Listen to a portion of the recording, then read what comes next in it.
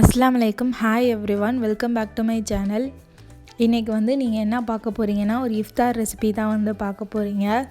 நம்ம எப்போதும் வந்து நார்மலாக ரைஸை வச்சு நோம்பு கஞ்சி செய்கிறதுனால அது வந்து அன்ஹெல்தின்னு சில பேர் வந்து அதை சாப்பிட மாட்டாங்க.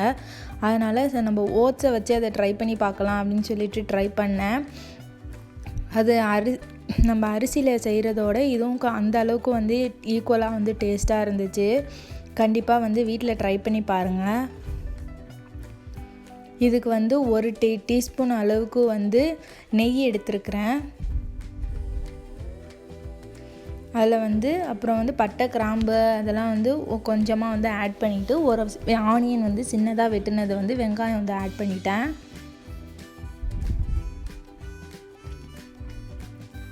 வெங்காயம் வந்து நல்லா கலர் மாறுற அளவுக்கு வந்து நம்ம வதக்கிக்கலாம். வதங்கினதுக்கு அப்புறம் இதில் வந்து தக்காளி வந்து ஒரு சின்ன தக்காளி தான் வந்து எடுத்திருக்கேன்.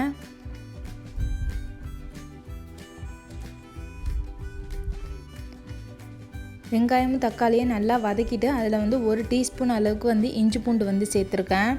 இது வந்து டோட்டலாக வந்து வெஜிடேரியன் ரெசிபீஸ். இதில் வந்து நீங்கள் வந்து சிக்கனும் வந்து ஆட் பண்ணிக்கலாம்.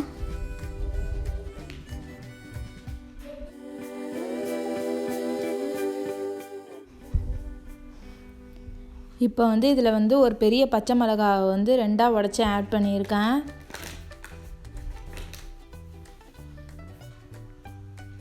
இதில் இந்த பச்சை மிளகாவோட டேஸ்ட்டு தான் வந்து உரப்புக்கு. அதனால் நீங்கள் வந்து உங்களுக்கு எவ்வளோ உரப்பு வேணுமோ அதுக்கு தகுந்தாப்பில் வந்து பச்சை மிளகா வந்து ஆட் பண்ணிக்கோங்க.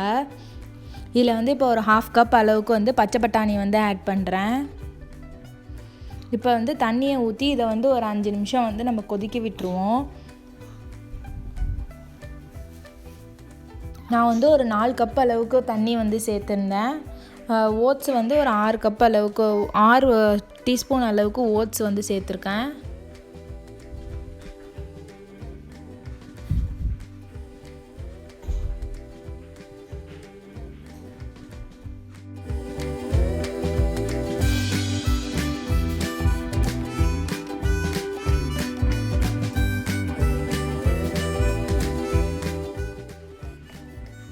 இப்போ ஓட்ஸை வந்து ஆட் பண்ணிவிட்டு இப்போ வந்து நம்ம மீதி உள்ள வாட்டரை வந்து ஆட் பண்ணிக்கலாம்.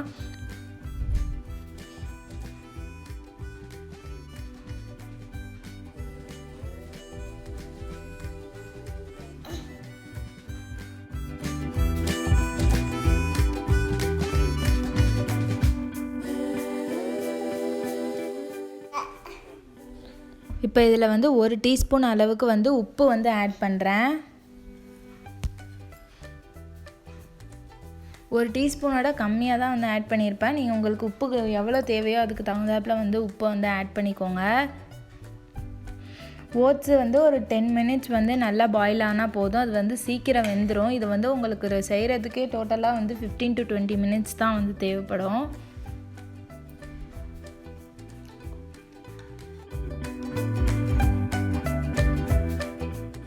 இப்போ இதில் வந்து மல்லி புதினா வந்து கொஞ்சமாக வந்து ஆட் பண்ணியிருக்கேன்.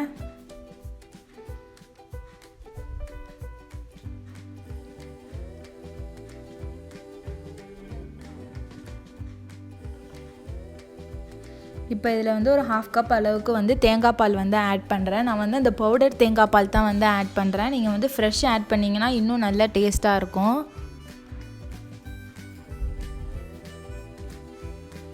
தேங்காய் பால் ஆட் பண்ணதுக்கப்புறம் கடைசியாக வந்து மல்லிக்கீரை ஆட் பண்ணி ஸ்டவ்வை வந்து ஆஃப் பண்ணிடணும். இது வந்து ரொம்ப சிம்பிளான ரெசிபி ரெடி ஆகிடுச்சு. கண்டிப்பாக நீங்களும் வீட்டில் ட்ரை பண்ணி பாருங்கள். ஐ ஹோப் இந்த வீடியோ உங்கள் எல்லாருக்கும் பிடிச்சிருக்குன்னு நினைக்கிறேன். பிடிச்சிருந்துச்சுன்னா இந்த வீடியோவுக்கு லைக் பண்ணுங்கள், அப்படியே ஷேர் பண்ணுங்கள். மறக்காமல் என் சேனலுக்கு சப்ஸ்கிரைப் பண்ணிடுங்க. பக்கத்தில் உள்ள பெல் ஐக்கானையும் வந்து ப்ரெஸ் பண்ணிக்கோங்க. தேங்க்ஸ் ஃபார் வாட்சிங். பாய் எவ்ரிவன்.